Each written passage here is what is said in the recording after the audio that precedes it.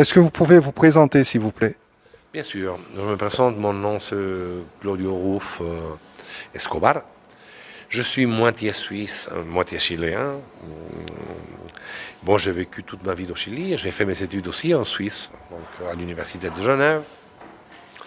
Et aujourd'hui, je suis le recteur de l'université O'Higgins, mais auparavant, j'étais le vice-recteur de finances de l'université, donc je connais très bien le secteur tertiaire universitaire de mon pays. Euh, Parce que j'ai passé dans cette côté de la gouvernance les 22 dernières années. Donc, et j'ai participé dans le processus de changement de l'éducation du pays les 10 dernières années. Donc, parce qu'on a démarré avec un processus 2012 qui a fini avec deux nouvelles lois en 2018. Donc, je suis un acteur qui a vécu ça. Et je suis très content d'être ici comme prof.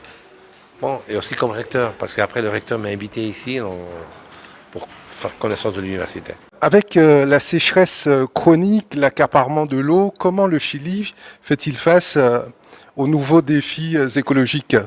Oh, c'est une bonne question. Écoutez, ouais, c'est vrai, on a un grave problème avec les sécheresses et le problème de l'eau.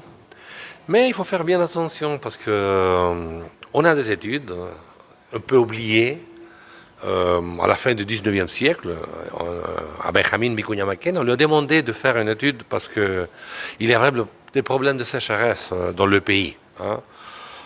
Donc il a fait un travail depuis la fondation de Santiago du Chili, hein, 16e siècle, c'est-à-dire un travail de 300 ans. Il a pu constater quelque chose d'important. Les sécheresses dans le pays, au moins au Chili, ils sont des siècles. C'est-à-dire des siècles de 5 ans, il a trouvé 10 ans, 15 ans, et les pires, 20 ans de sécheresse.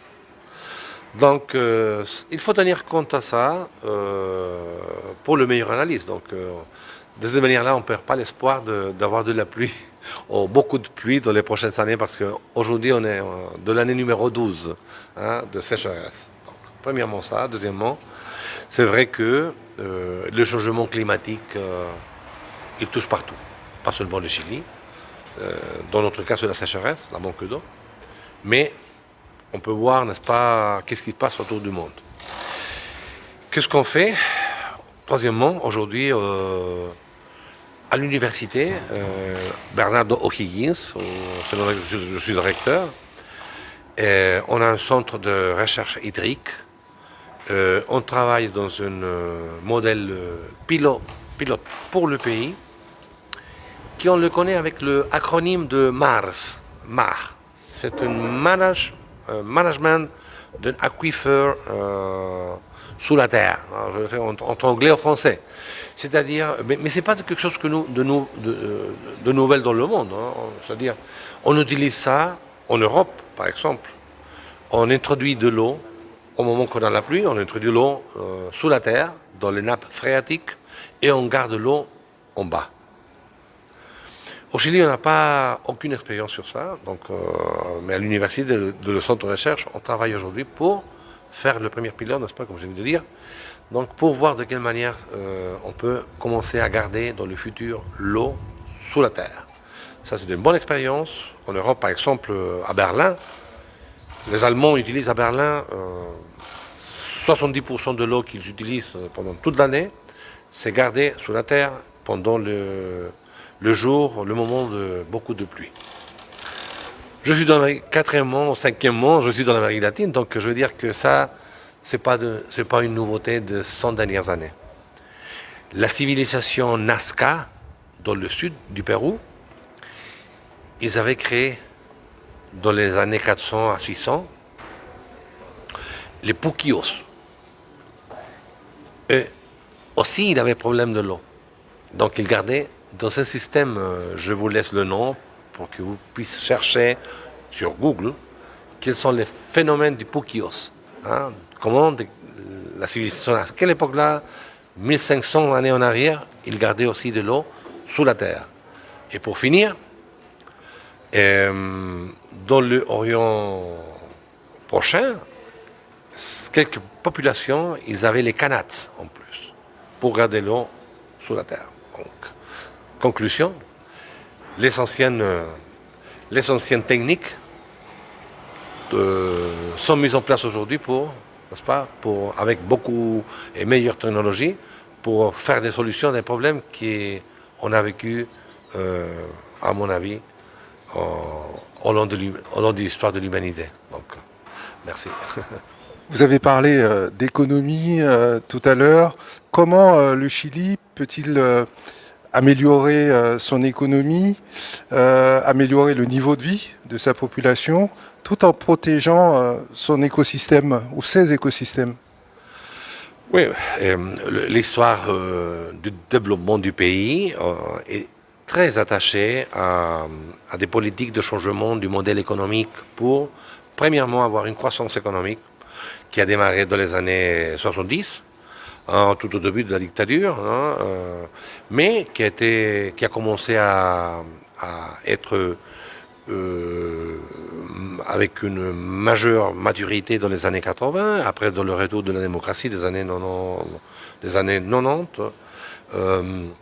Oui, fortement avec des politiques, je dirais politiques publiques, mais plutôt politiques d'État. Politiques d'État qui ont traversé les différents gouvernements. Par exemple, le commerce extérieur du Chili, c'est une chose que traverse le gouvernement, c'est-à-dire il n'y a pas de question. Une ouverture commerciale pour augmenter les exportations, pour augmenter la croissance. Et aujourd'hui, le principal défi qu'on a, n'est-ce pas, c'est quels sont les points faibles pour avoir un sérieux développement de pays. On travaille sur ça. Ce sont les défis de ce gouvernement aujourd'hui, peut-être aussi le gouvernement antérieur, n'est-ce pas? Mais c'est un défi pour le futur. C'est-à-dire la société chilienne, dans sa gouvernance, doit beaucoup réfléchir de quelle manière on va arriver au développement du pays et en sauvegardant le côté vert. Avec le compromis qu'on a comme pays, comme société, avec les 17 ODS d'ici 2030, ou 2030. On va parler d'éducation puisque c'est votre expertise, mais avant tout, j'aimerais qu'on s'arrête sur les tensions sociales qui traversent le pays. Encore, c'est tout à fait l'actualité. Quelles sont les causes de ces tensions? Merci de la question. Je viens de parler sur ça et j'ai mis le point dans la moitié de ma présentation. J'ai dit surtout pour les étudiantes que c'est un point de recherche parce que c'est vrai que on n'a pas finalement la réponse. J'ai fait une réflexion tout à l'heure.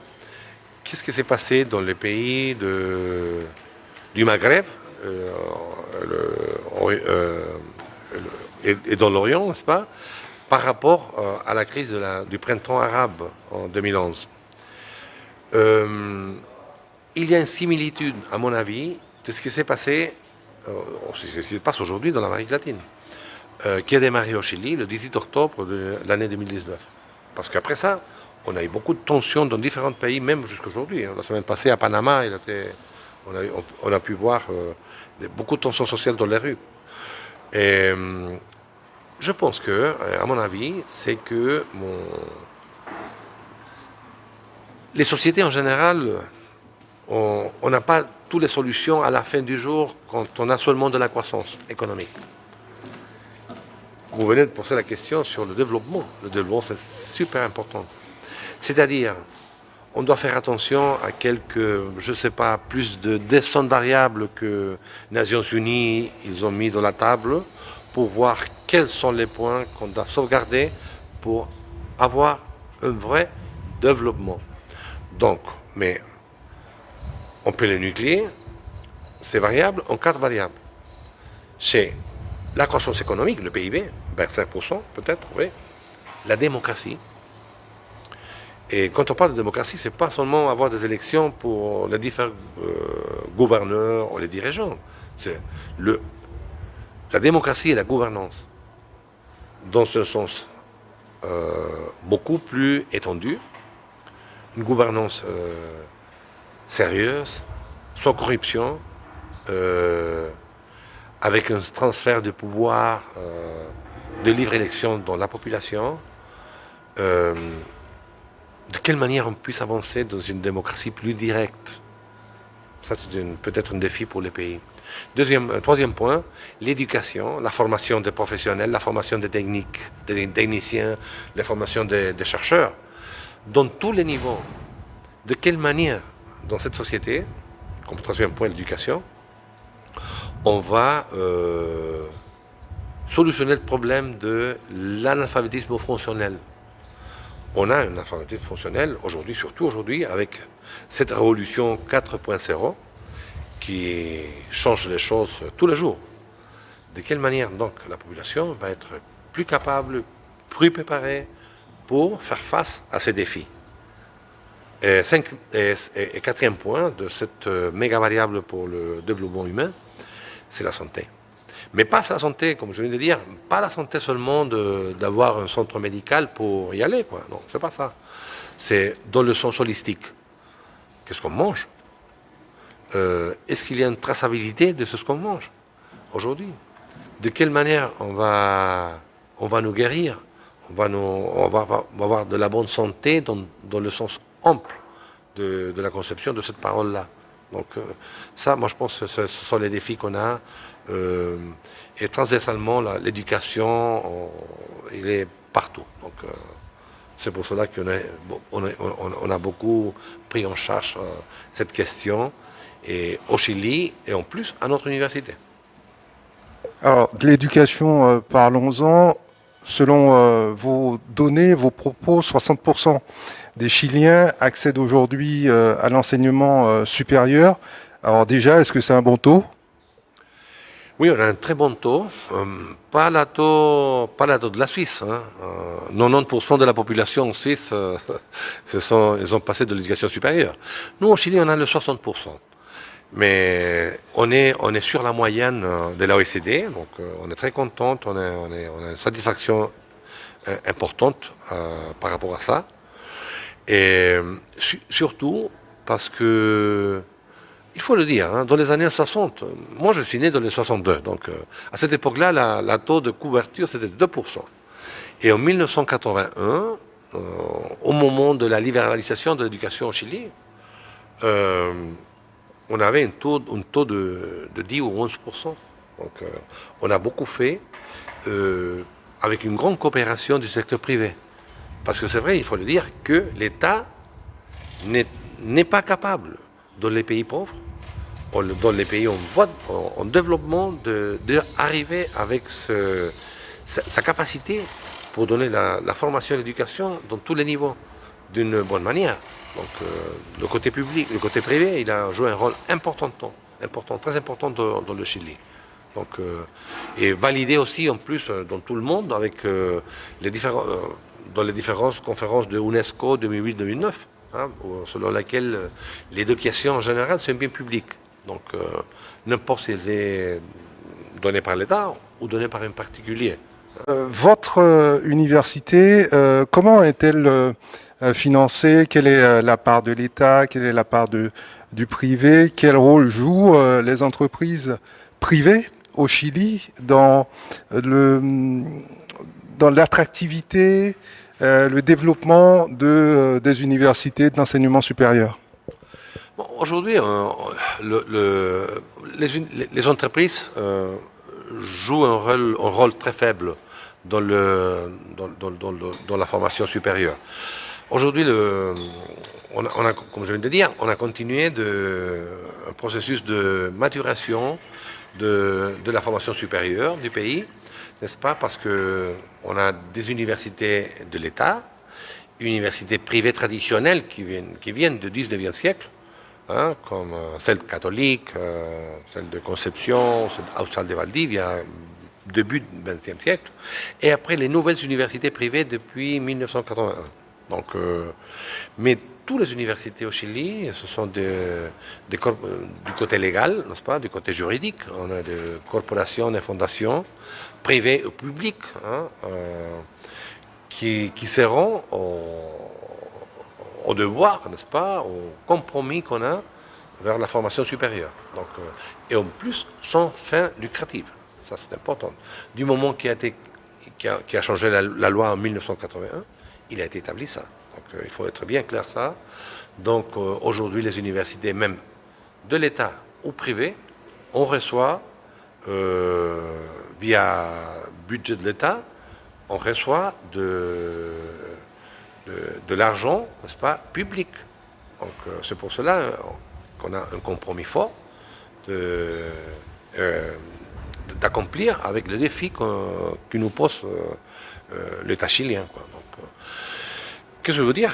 Les résultats, parce qu'il faut le dire, aujourd'hui on a 47 universités dans le pays qui sont certifiées, ça c'est important, accréditables, accréditées. C'est obligatoire l'accréditation au Chili. Toutes les universités, même publiques, de l'État, privées, doivent passer par une agence de la qualité. De 47 universités, 40 universités dans le pays, nous sommes dans le ranking de Chimago. C'est-à-dire, nous sommes des universités de recherche. Donc, aujourd'hui, par rapport à l'Amérique latine et Caraïbes, au niveau par tête, on a le plus haut niveau de publication dans des revues Scopus, WOS. Hein. Et on démarre aujourd'hui dans une forte application pour avoir de brevets d'invention et d'innovation. Donc, c'est-à-dire, le défi de la révolution 4.0, il est là. Donc, les universités chiliennes agissent dans cette voie. Quelle passerelle peut-il y avoir entre l'université de Guyane où nous nous trouvons en ce moment et la vôtre? Moi, je pense que chez nous, on a l'université O'Higgins, on a 10 centres de recherche. C'est important ça, parce que ce sont des recherches qui ont été créées par l'intérêt public du développement du pays. Hein, je viens de parler, on a créé au Chili, dans les années 80, 10 ou 12 clusters de production, n'est-ce pas? Donc, nos centres de recherche à l'université, ils sont absolument liés par rapport à plus ou moins ces types de clusters. Donc, premièrement ça. Donc, on a une expérience, une expertise qu'on peut transférer vers la Guyane dans un de ces secteurs, par exemple. Moi, j'aime bien l'agriculture, peut-être parce que je suis né dans un endroit du pays à la campagne, et j'ai pu voir le changement. Dans le cas de mon père, qui était agriculteur traditionnel, il avait appris l'agriculture de son père, et son père de son père. Et moi, j'ai fait des études supérieures, je n'ai pas retourné à l'agriculture. Mais j'ai pu voir un changement extraordinaire dans les années 80-82, une politique publique, un ministre d'agriculture au Chili, nommé Jorge Prado, et il a fait un changement extraordinaire du côté de la manière de faire la production agricole dans le pays. C'est-à-dire, on avait une méthode traditionnelle, avec des agriculteurs très traditionnels, qui étaient toujours le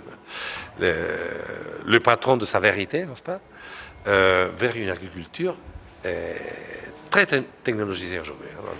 Mais il a changé dans cette époque-là. Je vais vous donner un exemple. Mon père, il était agriculteur, producteur du blé. Donc, dans les années 80, quand il produisait à la fin, dans la récolte, 10 quintals, ou quintaux, je ne sais pas bien, par hectare, il était très content. 4 années en arrière, il a pris la retraite, mais avant ça, de faire sa retraite, il ramassait 100 quintaux par hectare. Donc, avec ce numéro, je vais vous montrer dans ce côté-là du pays, dans ces coins de l'agriculture, qu'est-ce qui s'est passé par rapport à la technologisation du pays. Donc, dans ce sujet-là, moi je pense que dans l'Amérique latine en général, parce que c'est la FAO qui a dit, il a une projection vers les 50 années, les prochaines 50 années, le producteur des aliments dans le monde, ça serait l'Amérique du Sud. Donc on a une opportunité de travailler, de faire ce transfert technologique de ce qui s'est passé au Chili, du côté de l'agriculture, vers Guyane. Deux dernières questions. Dans quel cadre s'inscrit votre présence ici en Guyane et quelles sont vos impressions sur le département, sur la Guyane? Bon, écoutez, je me dis ici, j'étais invité comme prof comme économiste, pour être le rapporteur d'une thèse doctorale qu'on a fait hier. J'ai intégré le jury et on a fait l'évaluation, mais j'ai amené avec moi une petite équipe pour faire le lien entre l'université O'Higgins et l'université de Cayenne. Pourquoi? Parce que l'université O'Higgins, il est dans le même réseau que l'université de Cayenne, c'est-à-dire l'AUF, l'Association des universités de la francophonie.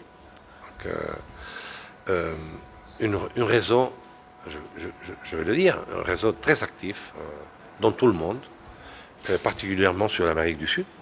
On participe beaucoup de la part de notre université à travers ce réseau, l'université de Cayenne aussi. Donc, on échange des étudiants, on échange des administratifs, on échange des académiques. Donc, pourquoi pas le faire avec une région du pays francophone le plus proche du Chili, c'est la Cayenne. C'est l'université de Cayenne. Donc, on a l'intérêt d'établir des liens forts dans ce changement et aussi dans la recherche. C'est pour cela que j'ai une vidéo, j'ai amené une vidéo ici. Si vous voulez, je peux lui donner à vous, parce que vous pouvez le reproduire dans la radio. Qu'est-ce qu'on fait par rapport dans tous ces centres-là et qu'est-ce qu'on peut faire ici avec l'université. La deuxième part de la question, c'est quelle impression j'ai. Je suis étonné parce que, ou surpris de trouver la France ici. Avant d'arriver ici, j'ai passé par Suriname, Paramaribo, j'ai fait la voie terrestre et maritime parce que j'ai vécu l'expérience de la traversée dans une pirogue. C'est pas la première fois. C'est pas la première fois ici. J'avais fait ça au Pérou quelques années en arrière. Donc, trouver les baguettes françaises ici, trouver des Français ici, de personnes qui parlent français, avec beaucoup de quelque chose de traditionnel, mais avec une différence culturelle que c'est très particulière et extraordinaire en plus. C'est la région de Cayenne, c'est la région de Guyane, qu'on le sent, qu'on le voit, qu'on peut le goûter. Donc, j'ai bien mangé tous les jours. Les gens sont extraordinaires en plus, sympas et dialoguants, parce que moi j'aime bien parler avec tout le monde. Du moment que j'ai pris la pirogue, j'ai commencé à parler avec les gens qui étaient là-dedans. Donc, c'est la meilleure manière de connaître un pays, de connaître une région. Et c'est de la même manière que j'invite les Guyanaises, les personnes d'ici, qui puissent visiter le Chili. Donc, on appartient à la même civilisation. On est la civilisation latino-américaine. Donc, on a beaucoup de points en commun entre nous tous. Merci beaucoup pour cet entretien.